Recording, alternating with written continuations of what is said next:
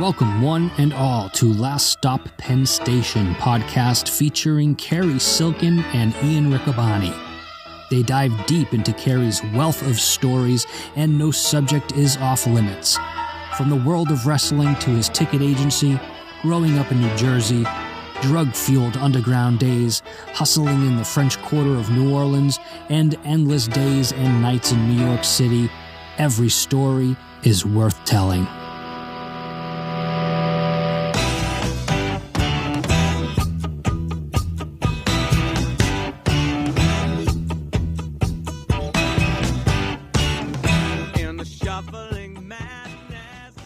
Hello and welcome everyone to another exciting edition of Last Stop Penn Station. It's Ian Riccaboni and our guest of honor, Cary Silkin. Cary, we got snowed in. Through rain, sleet, snow, or gloom of night, Last Stop Penn Station is coming to you. I really appreciate Ian and AJ coming tonight.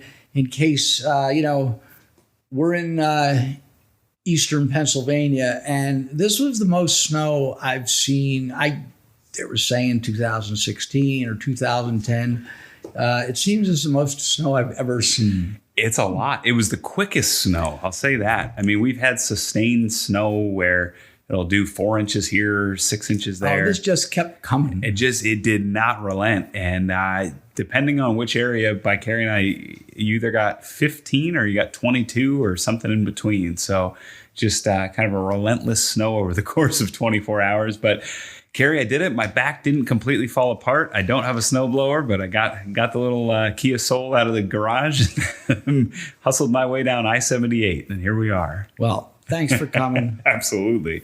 Yeah, we got to keep these going, and we'll do them no matter what. Well, especially this is the week. This is the SuperBowl Spectacular, which you promised to tell us a story about when you hit a new low. But before we get to that, this week's Ring of Honor Watchalong. How about it? Joe Keys stepping up to the plate. Very good. First thing when I see him, I've seen him around for the last 2-3 years, yeah. And I've really never spoke much to him. Nice guy, and great promo.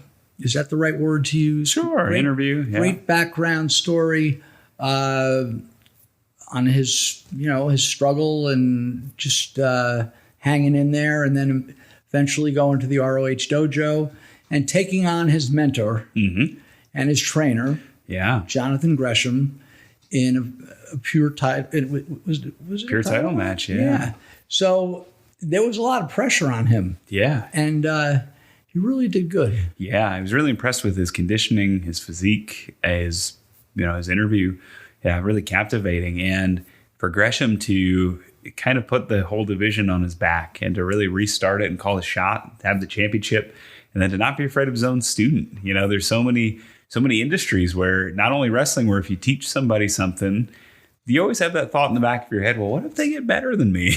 Will they replace me? Will they? Or it could go the other way. Sure. What if they don't live up to my expectations? Right. So Gresham puts him in a big spot, trains him, gets him to that number one contender match, and they had a heck of a match. I love the fact that Jonathan Gresham used a hammerlock. Yes, as his finishing move in that match. That hasn't been a finish. I haven't seen that as a finishing move. Oh God, who can I even think of? Right? Did Greg Valentine use a hammer? No, not that I can recall. From way back. Yeah, and the way he did it, I mean, it's all about execution with Gresham. He charged in, grabbed the wrist, put the pressure on it, and looked like he was about to snap his arm off. Well, that was a hell of a match, and then we had the bouncers. Against Matt Taven and Mike Bennett. Right. With that sort of surprising and shocking ending. Right. Beer City Bruiser kind of gets convinced by Vincent that all these three guys in the ring are they've known each other for a while. And Bruiser, Brawler, where's the money in your pocket, man? Your two friends have become, worldwide stars, world champions, tag team champions, and you don't have anything to show for it. I think Bruiser's still thinking about it. Yeah, well, he thought pretty quick when he was in the ring with that beer bottle and smashed it over the head of one of the OGK and then DDT'd the other. And it's kind of a shocking turn of events. And next week, a shocking turn of events. We're going to see the debut of La Bestia del Ring, the father of Dragon Lee and Roosh, the world television champion and the world champion. We're going to team with Flip Gordon against Brody King, who's the first time in the ring since Final Battle, PCO, and the Briscoes. Ooh, that should be good. Yeah, that's going to be a great one. An 8-man tag team match. I can't wait to see that. It's going to be fast. It's going to be violent. And I actually want to see Bestia and PCO in the ring. Those are two huge brawlers, just two veterans getting in there, 40 plus years experience between the both of them. Right. PCO is 50, right? Right, yeah. And Bestia's got to be close. I believe he's close to 50 as well, yeah. And they've both been wrestling since pretty much been teenagers. So, well, you saw it. I have to tiptoe around it, but there is a confrontation between those two you don't want to miss. Okay. I'll say that in the match. Well, I'm looking forward to that. And once again, every Monday night, there's the Ring of Honor Watch Party. If you haven't seen the TV show from that weekend on a Sinclair affiliate, it's on the website. Absolutely free. No charge. Mm-hmm. And you can interact with the stars of Ring of Honor on social media. And it's 7 p.m. Eastern time every Monday night. And it's a lot of fun. It gives me something to do on Monday nights. And I get to see the shows. We've been chugging along with the 55 and 5. Yeah, up to 35 this week. Crazy. And the poster of the week, which are coming to ad-free shows. Yeah, we like to work ahead. So I know Conrad's been rolling out the advertising. We appreciate that. We've seen the great Twitter ads, the Instagram ads, telling folks we're coming, and we are. We've got a whole bunch in the can. So once they stop, once they start, they're not gonna stop. And we did a great one that you'll see in a couple of weeks because we got a few in the can. We are working ahead, but I'd be remiss if I didn't mention the great Lee Wong is coming. Well, people that follow me on Twitter and the real wrestling nerds over the years, I've always joked or my fascination of Lee Wong. Right. And we bring him to life and talk a little bit about him in the poster of the week. So you could learn about Lee Wong also.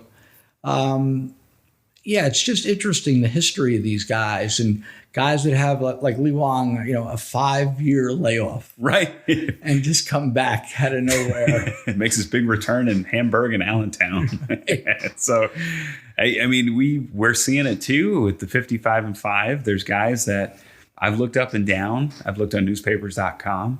I've looked on cagematch.net. I've looked on the great series that Greg Oliver's done, his writing, and same thing with Tim Hornebecker. There's names that professionally researched that have these 3-4 year gaps where they may have gone to a day job. They may have gone back to something else. And then they get the itch, they come back. And if they haven't been interviewed, no one really knows why. So with 55 and 5, though, next week, I will say this. We have a ghost. I think we have a phantom wrestler, Cary. So that's something to watch out for. That's going to be on Friday next week at 8 p.m. on 55and5.com.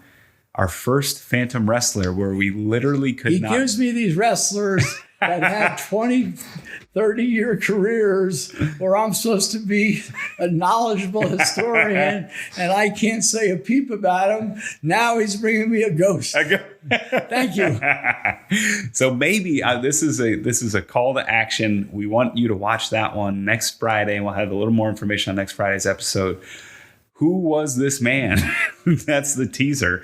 He may have gone under a different name, and maybe that's why. Maybe it's a misprint on the card. These cards are full of errors. We know that. We've seen misspellings. Maybe it was a friend of somebody at the Parkhurst Company or someone's nephew or uncle. The interesting thing is he shares a name with an actor in Star Wars. That's another hint that is old enough to be this man, but has no record of professional wrestling. So, well, I may force you to I have a magnifying glass in the office because on the back of the cards there's such little information, but I may demand for you to read what they say about this Sure. post. So that'll be interesting. we've been talking about some of this stuff that during the pandemic time and being stuck in the house. Yeah. Stuck in the house or not, there's been some good stuff on TV. Did we talk last week about the rock and roll president? We did. Yeah. Check that out, the Jimmy Carter special, which AJ and I watched. You would love it. Yeah. Willie Nelson, the Allman Brothers.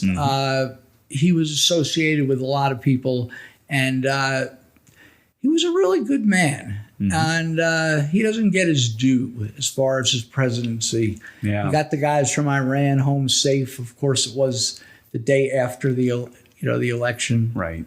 Was it Iraq, Iran? Iran. Yeah. Right. Yeah. And check that out. Another one for you, and this is a name that it's obscure to me, and it's out of my era. Paul Butterfield. Yeah, Paul Butterfield Blues Band, right? Right. There's a excellent on Amazon Prime or one of these. AJ and I watched this. Yeah, Paul Butterfield had a really interesting career.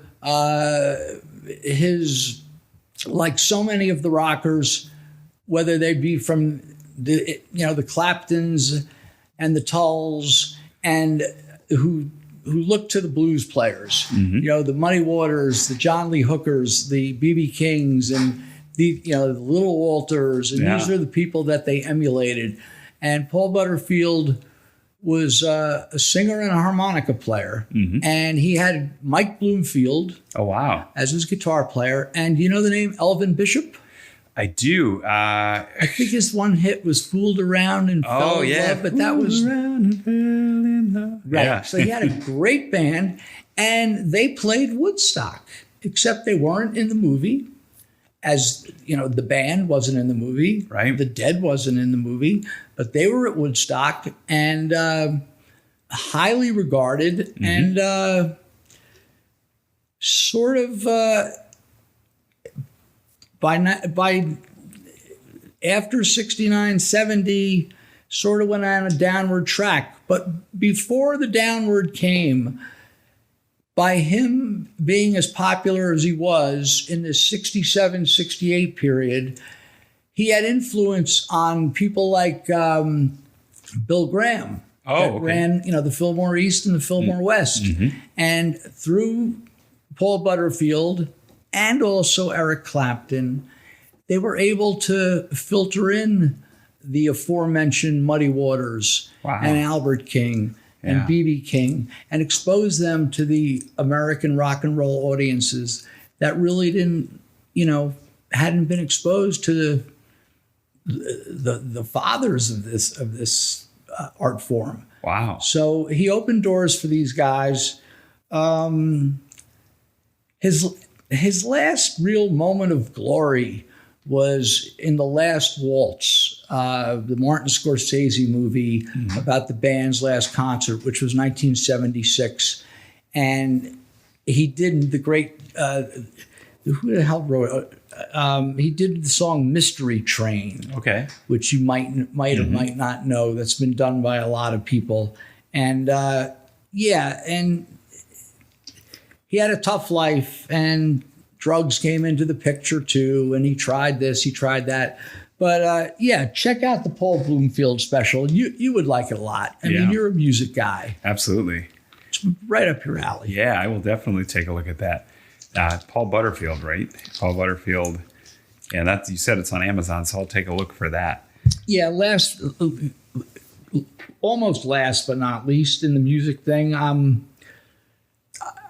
I might have seen this. AJ said that he must have shown this to me at one point, but if it was about a number of years ago.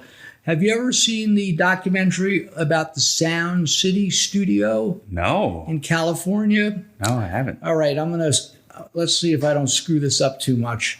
Its claim to fame was they had one of 4 or 5 analog mixing boards, which was a groundbreaker, a game changer at that time. And the first albums the first album that was done there that had some prominence was Stevie Nicks and Lindsey Buckingham, the Buckingham Nicks. Okay. And they put out that album. And after that, the people started pouring in. Ranging from Tom Petty to Barry Manilow. Mm-hmm. And there's many, many others in the 70s. And they sort of went into a down period in the 80s. But they made a comeback with Nirvana's second album, Nevermind. Oh, yeah. And a lot of the grunge, Seattle-ish type artists came in, as well as many others. And the Sound City documentary, you would certainly like it. Yeah.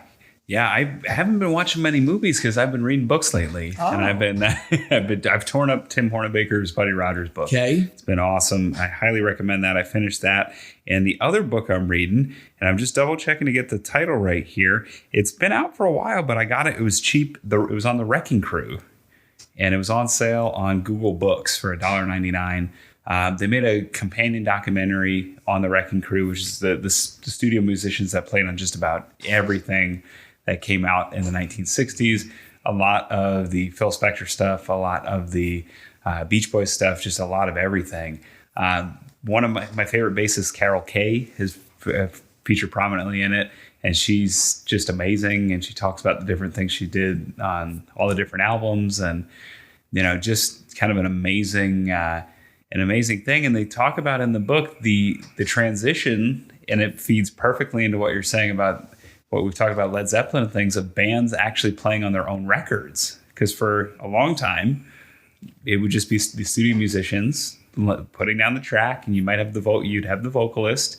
But when you'd go to see the Association, the folks that you were seeing playing Windy up on stage weren't the folks on the record. Right. There's another one called Hired Guns. Oh, okay. Which is in the same, I don't know if it's the same era. I believe it's more of a late 70s, 80s of these studio types that, just would play on everything. Yeah.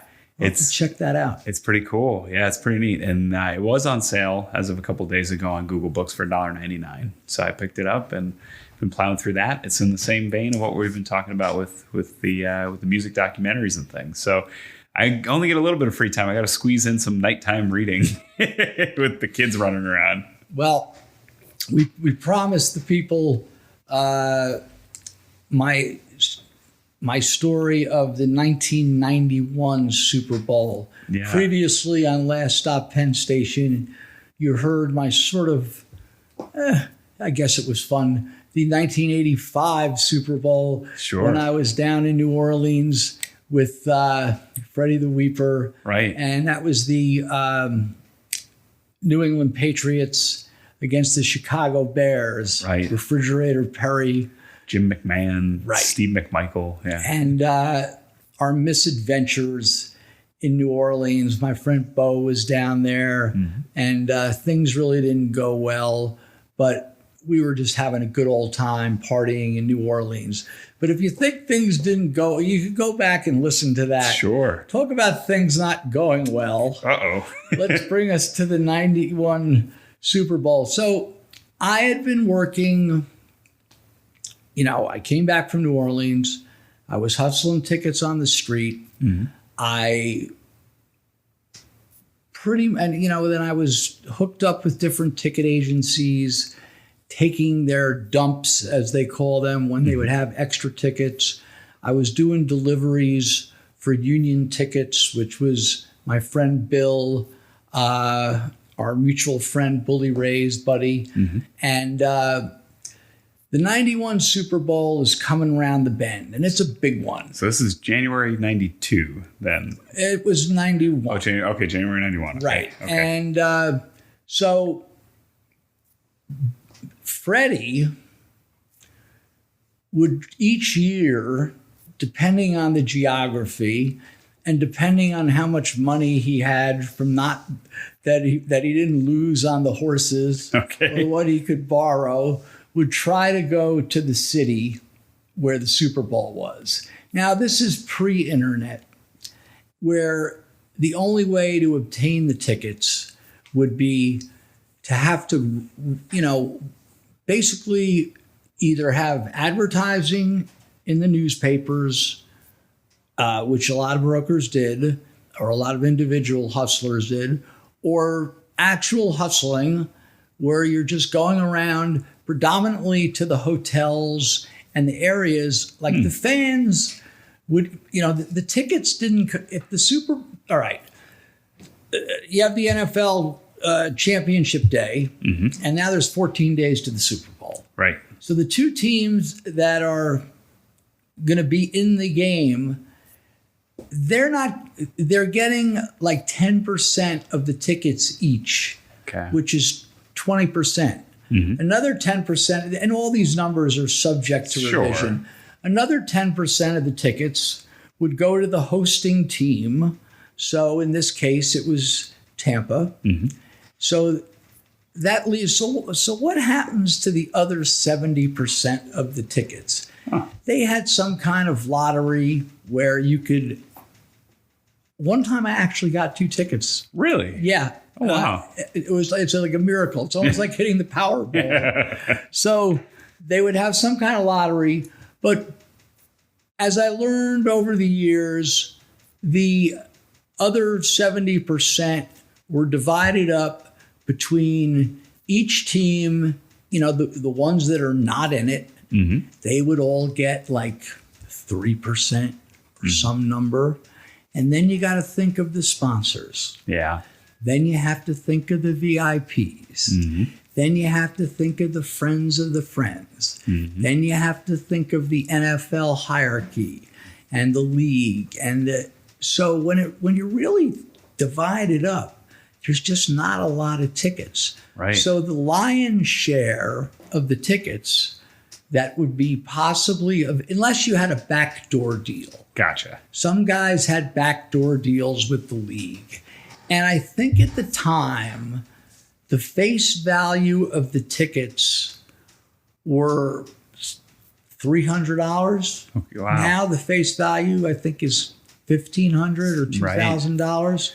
Yeah. So what I'm trying to describe here, hopefully I'm doing a half-assed job. The lion's share of the tickets wouldn't arrive physically to the city that the game is in till the fans started coming. Gotcha. Unless you had a backdoor deal. Or maybe you knew someone connected to the Tampa team.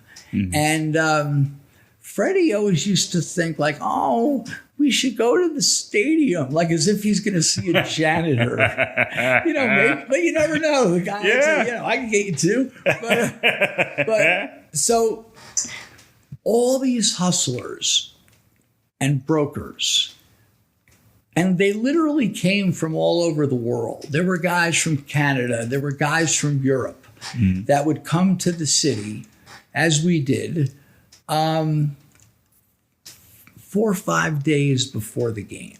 Oh, wow. Because the people who are going to a Super Bowl, they're not going to, how long are they going to be there for? If you were going to go down, just saying, you and I had tickets for under normal circumstances. Sure, maybe the night before, definitely the night. At the game Sunday, let's get down there Friday morning. Yeah. We'll party Friday and Saturday, and we'll go to the game Sunday, and we'll get out of town. So the point is that most of the tickets for trade, sale, to get your hands on really weren't there till Friday and Saturday. So I'd been working with Bill from Union Tickets, doing his deliveries and still working the street. And Bill had planned to go to Tampa. I believe we were going down on a Wednesday, and he had rented a house. And the house was geographically not that friendly to being in downtown Tampa. Tampa's a hard city to navigate, and their stadium is not friendly to any transportation whatsoever. There's these cities, Dunedin and sort of north of Tampa. We were like 20 miles outside of Tampa, but Bill said to me, look, if you want to come down, come down. The house has like 4 bedrooms. Mm-hmm. I'll give you some money, to see if you go hustle. Mm-hmm. And I believe our friend Dustin was going there too, because T-shirts was another. Oh, yeah. It was another. You know what? Actually, Dustin didn't go because he was living with me at Hoboken at the time. Mm-hmm. And there was some kind of Motley Crue tour or something that he opted not to go. But I knew other T-shirt guys, if need be. So I went down with Bill, and Bill took ads out. And this is back when Ronnie, don't forget Ronnie, who'd be promising, Ronnie be telling people, we'll put you on the 50-yard line. They're $600 a piece. Don't worry, delivery will be Saturday morning. Yeah. So the idea is to write orders and fill the orders. It's like selling shorts. Shorting, yeah. Right. So I went down with Bill, and I was sort of like a lost soul because I think Bill rented a hotel room also that was closer to the action. Mm-hmm. And have you ever been to downtown Tampa? I have. There's sort of like that little area. Yeah. They have like, what do you call it even? Not a boardwalk, but there's some nightlife. Well, there's Ybor City. Ybor. Yeah. I've been to Ybor, but you can't tell that story on the air. Really? Yeah. It's the perfect place for it. Maybe that'll be the bonus story. But there was a bullet hole involved in somebody's buttocks, but please continue. Well, the ace up my sleeve hardly was I knew Freddie was coming, or Freddie. Oh, should I come? Oh, I heard it's not good. I'm like, come down. So Freddie was arriving in town, I believe Friday night, and I don't want to say Bill was busy. So I was sort of out of the picture. So I migrated to working with Freddie, who was not very gregarious, and he needed someone like me who wasn't scared.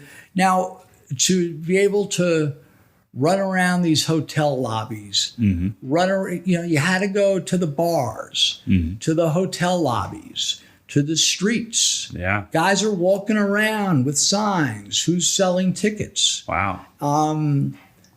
And Freddie didn't have any ads in the paper, so that was the only way we could obtain anything. Which brings us to the Saturday before the game. Okay. Let's just say Freddie arrived Friday night. Mm-hmm. Bill's busy. He's doing his thing. And Freddie arrives. And he might have had $3,000, $4,000, which might sound like a little bit of money. Mm-hmm. But if you buy 4 tickets for $600 each, well, now you only have $1,500. You got to turn them over. Yeah. So there was a big, as opposed to the New Orleans story, where there weren't that many buyers. This was the New York Giants against the Buffalo Bills. Got it. And it's in Tampa. Mm-hmm. And it's a very easy flight for people to come, especially the Giants fans. Sure. Yeah, you seem like you have a question coming. Yeah, well, this was a big game. This was the first Super Bowl I ever remember watching. So this was a big one because it was Buffalo's first opportunity at the Super Bowl. And I was going to ask, not to show my ignorance, because I know they lost 4 in a row. They did. This was the first of 4 that they lost. Yeah, but it was Jim Kelly. It was Thurman Thomas. It was Andre Reed, who's from the Lehigh Valley here. And it was pretty exciting. It was kind of a new team. So this is the Phil Simms, Jim Kelly matchup. Prime. Yeah, but I think this was the Jeff Hostetler game, wasn't it? Where Jeff Hostetler had replaced Phil Simms had gotten injured, and I believe Jeff Hostetler played in this game as the backup and won it for the Giants. So now it's Saturday, and Freddie's like, "Oh, I knew I shouldn't have came." Like, Freddie, relax. We'll find some tickets. So in this little cluster, there's like a Hilton, a Marriott, a Ritz-Carlton, a Sheraton, and a couple other big hotels, all within just walking distance. Sure. And there was tons of fans. Now we're talking the day before the game. So we're bouncing around on Saturday afternoon, and we're drinking. Freddie would always like to have some drinks. You know, if it was past noon, that was good enough, and I wouldn't say no. So we're bouncing from place to place, bar to bar. Who's selling tickets? And a few, and we're not looking for other brokers. We're looking for fans, right? That were magically gonna have tickets at the right price. And so, are you looking for just face value or bust? Or are you looking for? Are you willing to pay a little bit more, thinking you can flip it? We were willing to pay a little bit more, okay, because there was demand. Like we knew, from knowing Bill and knowing these other brokers and Freddie's connections. And guys had written orders. I think the orders were being written for like $800, $1,000, like as far as a get-in. Yeah. Like a get-in might have been $750. Okay. So no matter what ticket you were able to get, as long as you weren't paying, as long as you were paying under $750, but you're looking to pay $500, make a couple hundred, and you're not going to resell them to the public. You're going to resell them to the brokers. Oh, okay. So the trick is just finding them. Right. So we're going around to all these hotels, and the people that had them wanted too much money, and people would jerk you around. Like, oh, what do you, like, let's just say, two drunken guys from Buffalo who have, oh, what are you paying, man? Yeah. They're not looking to sell. Right. Well, at one of the hotels, I remember it like it was yesterday. It was a Sheraton, and it was on, there's some kind of bay there before you go over that long bridge that takes you over to Clearwater.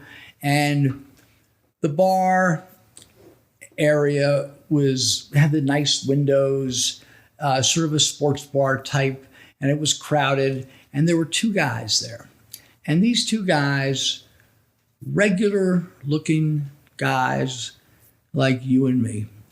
And the guy, we were, and I'm running around the bar, all these bars, but this one particular place, I go up to these two guys, and you guys gonna ask for tickets? They go, yeah, if we have 4.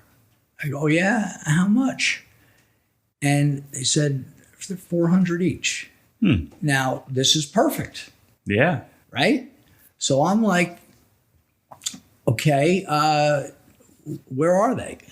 Because, well, our friend's coming to meet us. He should be here like in an hour.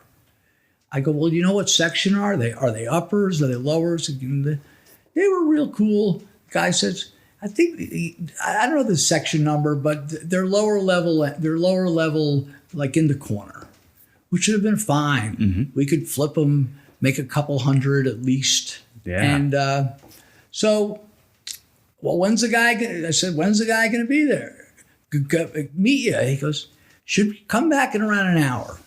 Well, there's a million other guys, scouring the bars. So, they may not wait for me. So we go to the next place. And like Freddie's like, oh, we don't want to lose them. And so we go back to the Sheraton, and the two guys are there. And it's about an hour's time. And I come up to them, and the one man says, yeah, our friend hasn't gotten here yet. I'm like, all right. Well, yeah, and there's no cell phones. Right. So he should be here soon. So now we're in a position where do we just sit in the bar and wait? Mm-hmm. And I think we did, but it's another half hour had gone by, and Freddie's like, oh, we got to do something. We got to make a move. Oh, I knew I shouldn't have came. So now we go. So I go, let's go across the street to the Marriott, right? Mm-hmm. So we go across the street. And before we leave, I say to the guy, look, we want the seats. And the guy was like, we're going to sell them to you. Mm-hmm. You know, because once again, while we're leaving them, 10 other guys are saying you're selling tickets. Yeah. So we go to the Marriott. We come back. It's another 30 minutes have gone by. The guy sees me walking up, and I'm like, what's up? He goes, I called my friend. Should be here in about 20 minutes.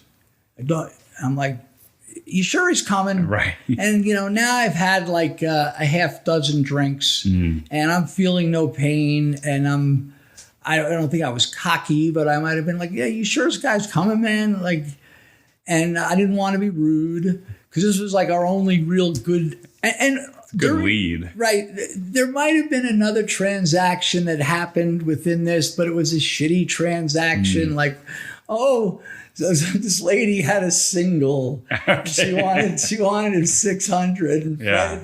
The minute we buy it, Freddie's like, "Oh, why did I get involved? You know, you might make $50." So anyway, back to the main event. So we go back once again, and we go to the Sheraton, and I go up now. The whole time this has been going on, Freddie has just been in the background. I've been the only one who's been negotiating.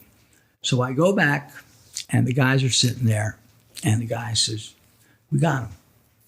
Wow. So I'm like, now I said, "All right, well, let me see him," right? And the guy goes, "Well, I don't want to do it in here."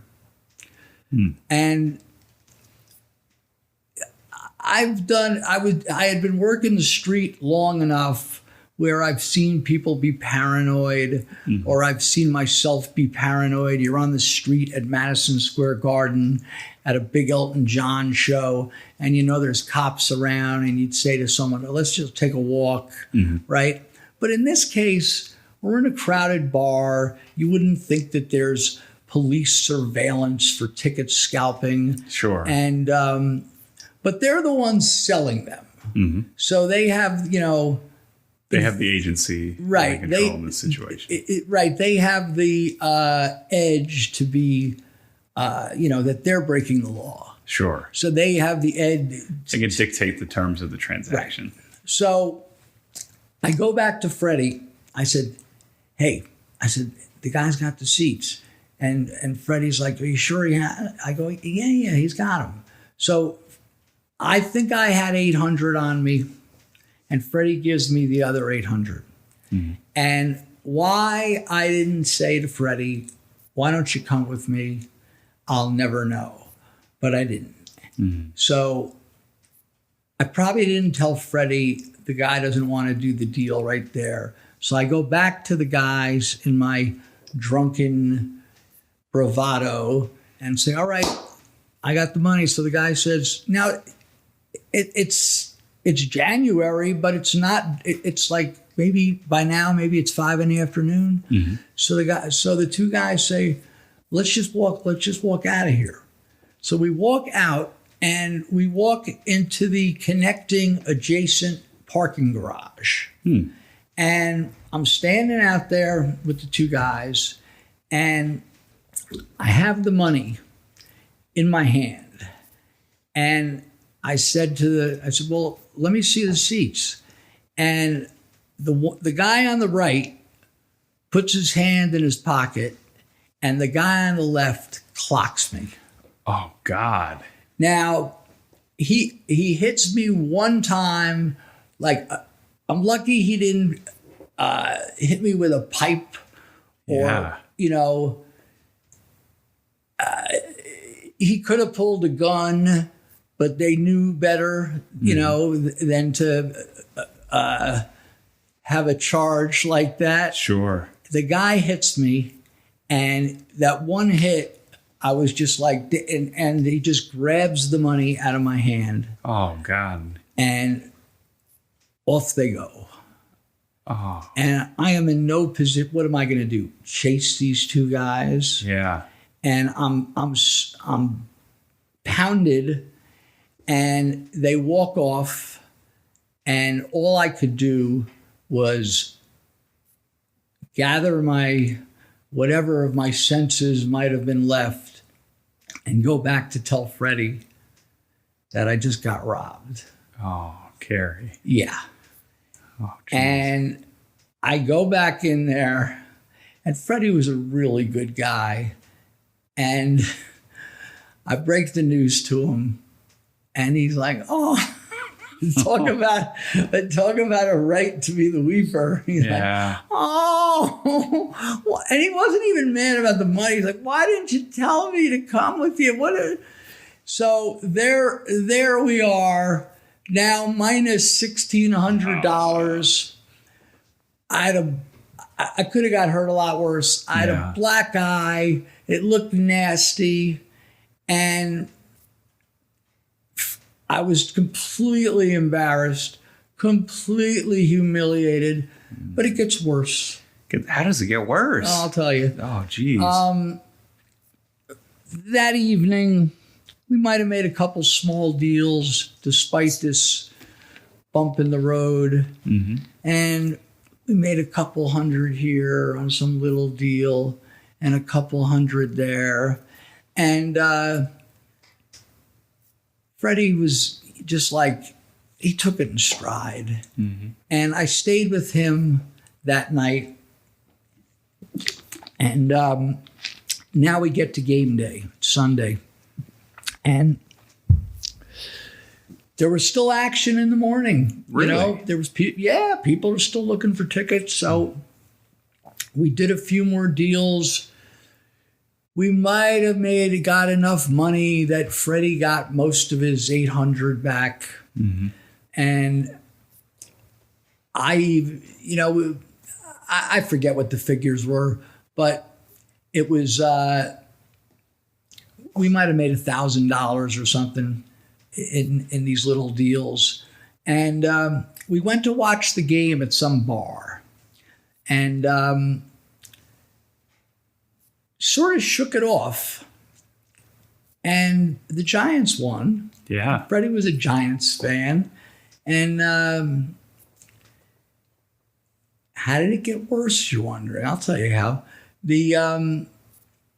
I had a flight that next morning going back, and I was supposed to be coming back, in theory, Monday morning, and then going to pick up the tickets from Bill's office to deliveries for New York City. Monday was usually a light day because most of the Broadway was off. Mm-hmm. But I called in and told them I told Bill what happened. And he's like, well, just take it easy, right? So when I got back Monday, and I had cash still, $600. None of it's mine, but I had cash. I was so disgusted. And this was one of the points where I was like, what am I doing? I've been drinking, doing cocaine, doing just getting high since 1974. And here we are in 1991. And this is what it's led me to. So what's the best thing for a good addict to do at that point? To go get high. Yeah. Oh. So I went into New York City, and I stayed out all night. I got it. Doing coke, and I wasn't a heroin guy, but I did a little, and I just didn't want to feel nothing. Oh. And I remember winding up. The next morning, I was up all night, and probably went to one of those after hours clubs that we'd spoken about previously.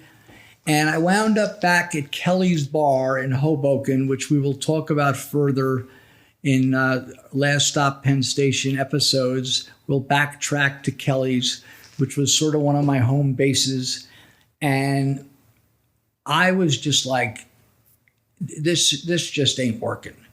And I went back to my apartment. Dustin was on the road for a couple days. And I went back to the apartment with one of these guys from Hoboken. I still had cocaine left. And we just did it till it was gone. Oh. And it was at that point, maybe 3 p.m. on that Tuesday. Now, Oh, geez. right, where I just said, I got to stop. This is ridiculous. I can't do this anymore. And I took the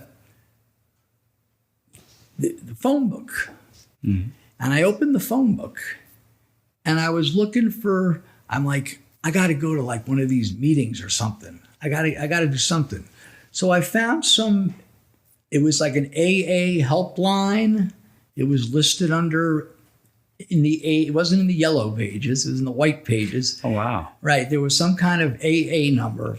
So I called this number, and this lady answers the phone, and she's like, can I help you? I go, yeah. I said, I'm all messed up. And she, well, what's the matter? Well, I said, I've been up for the last 2 days drinking and doing coke. And I said, I corrected myself. I go, actually, it's been like the last 18 years. No. And I just wanted to know where there might be a meeting. I live in Hoboken. She goes, sir, do you have insurance? And I was like, what's she asking me that for?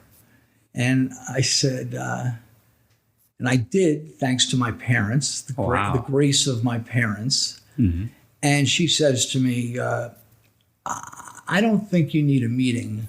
I think you need inpatient treatment right now, and I can help you.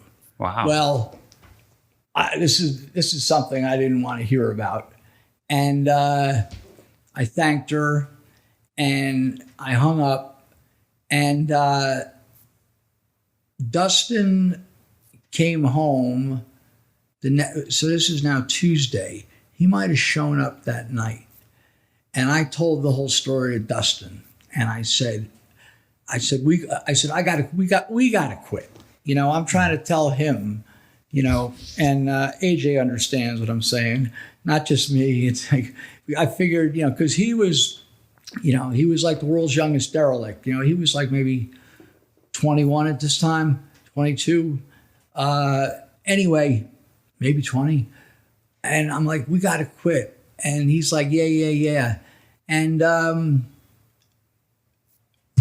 after that, from that day, so that was whatever, we'll just say February 1st, 1991. Mm-hmm. I stopped drinking. I stopped doing cocaine. I went on the marijuana maintenance program. Okay. Which was a lot better. And I was begging Dustin, why don't you come along with me and do this? And he was doing his thing. And about 3 or 4 days later, when he saw me, just no drinking and no cocaine, and just a little bit of weed, he was, this was a big change. And this is a big change. And Dustin was like, you know what? I think I want to stop too. Wow. And he stopped and was also on the marijuana maintenance program. I mean, if you're going to be completely, you're going to be completely sober, abstinent, you really need to stop everything. Mm-hmm. But this was a big break as compared to the other way of life. And from that point, Dustin stopped, and he picked up on the meetings. And I would go to some meetings in Hoboken, AA meetings and some NA meetings, and I just wasn't enjoying them. But I was really enjoying not drinking and doing cocaine. And as the days and weeks went by and getting all this stuff out of my system and just smoking a little pot, and Dustin continued going to the meetings. And then he started going into New York City. There used to be a famous meeting on St. Mark's Place. Okay. He was there forever, and other meetings. And Dustin, while I was basically white knuckling it and sort of isolating, and I tagged along with Dustin to a dozen or so meetings, but I wasn't committed, but he was committed. So what happened over the next couple of months was Dustin was obtaining all these friends and having a really good time. He got this circle of friends from from going to these meetings. Mm-hmm. He was going to these, AA, NA, besides the meetings. They would have these dances or gatherings or just hanging out at a diner after the meeting and getting to know people.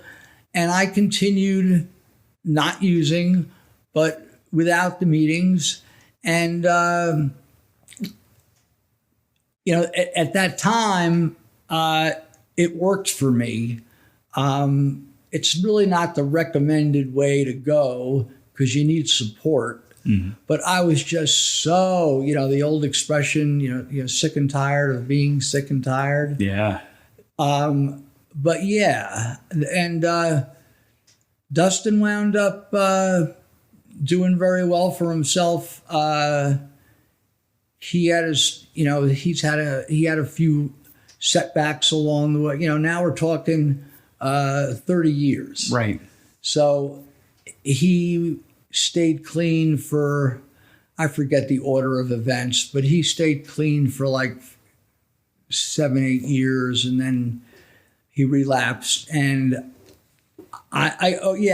it's important to note that in November of 91, Jethro Tull comes into this again. There was a Jethro Tull tour, and the first show was in Providence, Rhode Island. And I really wanted to go. And I got hold of one of my old Cranford friends, Matt Troisi, who's a great guy. And he's just been a lifetime pot smoker. But he's manageable. I mean, I know him to this day. Mm-hmm. And if he was going to see a show, he'd still be getting stoned. But he doesn't. But he's able to do it and live his life and hold a job and, have his responsibilities. And we were going to we were going to take the train. We took the train, and we were going to go to the Tull show in Providence. It was the first show of the tour. And I decided, you know what? I don't need to be high. I don't need to smoke weed. I don't need, and that was the first. And so I went to that show, and we had weed, but I didn't want any. Wow. And it was like a halcyon moment. Yeah. Seeing my favorite band and being stone cold sober. Wow. And I remained stone cold sober.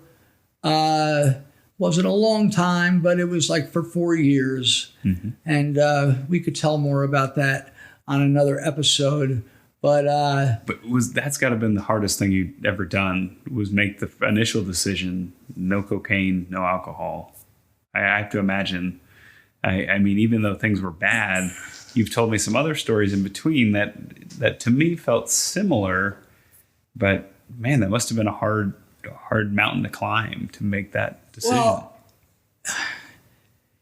there were so many bad stories. I mean, we've referenced them before. Sure. Me died right in that hotel, right in that apartment in Hoboken. Me ODing and Big Rick saving my life. Right. Which was probably only a few months before that.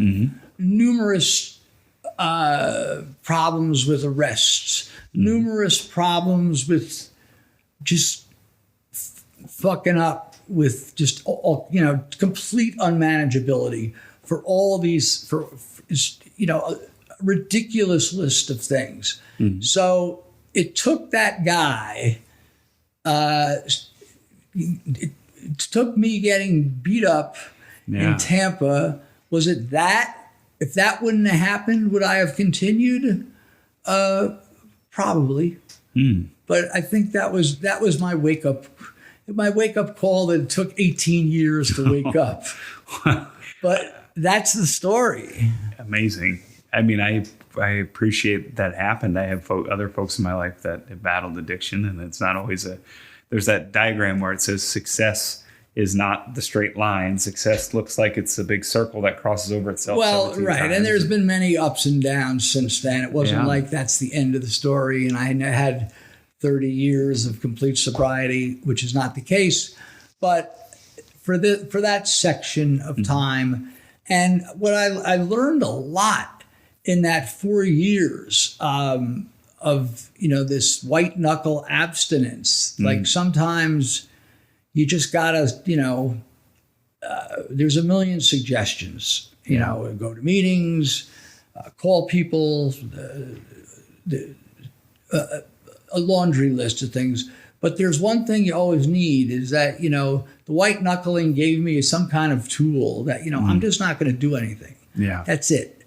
I mean, and it's really not the best way to are you recovering or are you just abstinent? I don't know, but it was better than being all messed up. So that was the Super Bowl of '91.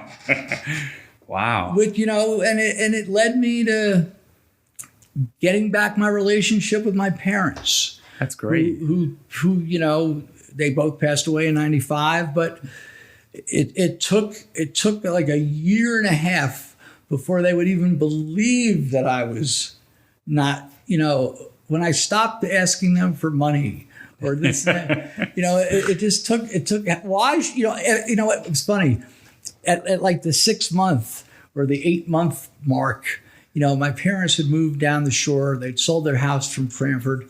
And I went down, I'm like, hey, I haven't been drinking or doing anything for the last 6 months. And my father, who was a lot like me, he'd be like, yeah, right. And then at about 12 months, now I'm not borrowing money. I'm not calling them, hey, can you help me with this? Yeah. Blah, blah, blah.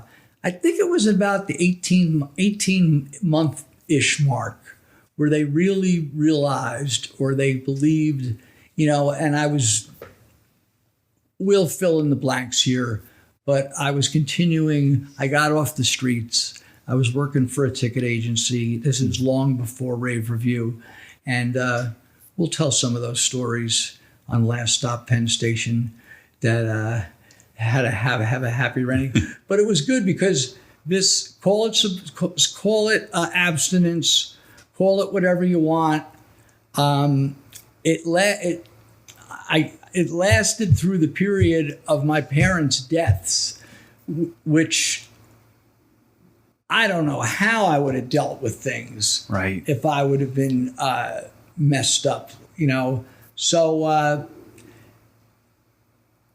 my parents, once they knew and they really believed that I was doing good at maybe the 2-year mark, all that bad stuff, all that fucking shit with me, they were great enablers, and I was a great advantage taker. I was the only kid, and all the times I had to borrow money for lawyers and guys I owed money to and this and that, and I was working steady and not bothering them, and they would talk now instead of being embarrassed, like, oh, Cary didn't show up for Thanksgiving again, and my other relatives just not even asking them where Cary is because it's been about the 8th time. Right. They were like bragging about me, and he's doing good.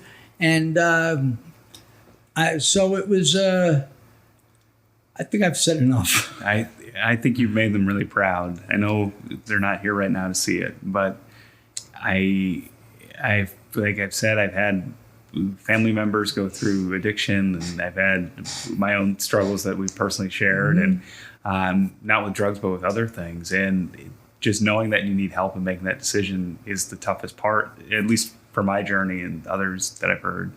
So I know that if they were here, they'd be extremely proud of you.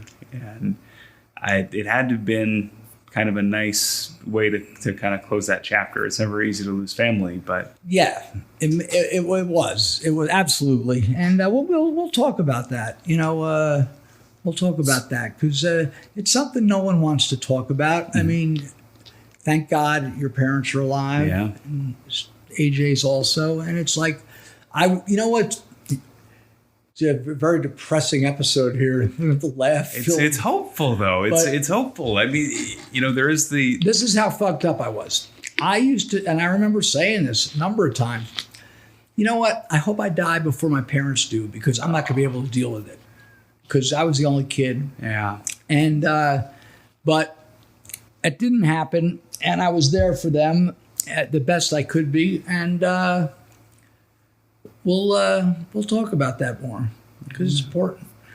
Absolutely. Well, I want to thank you for sharing all that. I know it's not easy to unpack things like that, and it hasn't been public to my knowledge that you've shared that. So, well, it's not. It's not fun. No. Talking about. I mean, talk about a con. Those guys. Yeah. That robbed me. That was a long con. Well, that's what a con is. It's a confidence game. Mm-hmm. And they just, as messed up as they were for doing that, they just suckered me into it. And they had the perfect guy. I was drunk. I wasn't thinking. Freddie was fucking at the bar. Yeah. I could have said, come with me, but... Anyway, I didn't. So maybe it was better that I didn't. So it got my ass straightened up for a little while. Yeah, back into gear. Well, I think the lesson learned here is use approved ticket brokers through the NFL, which there are now many. Once the stadium's Once the stadium's open back up for full capacity. But Cary, I know we're running. We're running out of time here. We like to keep these to an hour. I appreciate everything that you've shared. I know it's deeply personal, and again, like we've said, if somebody else can hear this and find some inspiration or hope, that's what we're looking to do, sharing these stories. Not just the characters, but also, like I said before, when on the old Red Skelton show, if today on this podcast, right? Even one person gets something out of this, then I did my job. There you go, and I think you've done a great job. So we'll tie it up. I got to put you on the spot. It's Friday, Super Bowl Sunday. Who you got? The line hasn't changed much. There's not much. I was watching one of those stupid betting. There's this Fox Bet live show. It's a half-hour show. Which is now taking over television. There's lines on everything. I know more about sports gambling than I've ever known before. And you just watch ESPN now, the lines are on there. All these experts, they seem to all be picking Brady. Really? Yeah. But I haven't made a decision yet. If I had to make it right now, tonight, I think I would take KC. What about you? Yeah, I think Andy Reid is the best in-game adjustment coach in football. And I like Patrick Mahomes. I like Travis Kelce. I think Kansas City's offense is better than Tampa Bay's defense. And I think Kansas City's defense can bend enough to hold Brady. This game should be over. I mean, the over-under, I'm saying, is 56 points. Yeah, you're thinking, Kansas City's the they highest scoring team in the NFL, right? Throwing the ball like crazy. Yeah. Which will probably mean it's going to go under. If we learned anything in the last couple of weeks, for stock advice, do the opposite of what Ian says. And yes. For football advice, do the opposite of what Cary suggests. So, well, we thank you so much for joining us on this week's edition of Last Stop Penn Station. We hope you enjoy the Super Bowl. We hope that if you're in one of the areas that has a lot of snow, that you're shoveled out by now. And don't be a stranger. Keep in touch with us on social media at ROH Cary. Yeah, please leave a review or buy a shirt or send us an email or do something. Yeah, check in with us. We're going to be starting over on ad-free shows soon. You'll start to hear those ads coming to the Bruce Pritchard show, coming to What Happened When with Tony Schiavone, with Eric Bischoff, 83 weeks. So you're going to hear our ads appear there soon. It's very exciting. And look for the poster of the week coming soon. We have a whole bunch in the can. Like we said, when those start, they're not going to stop anytime soon. It's over on adfreeshows.com. So for Cary, for AJ, our producer, I'm Ian Riccoboni. And to give a shout out to Eric at Discover Pro, who helps us with the notes and the transcriptions. We thank you for listening. Happy wrestling, everybody. We'll see you next week. We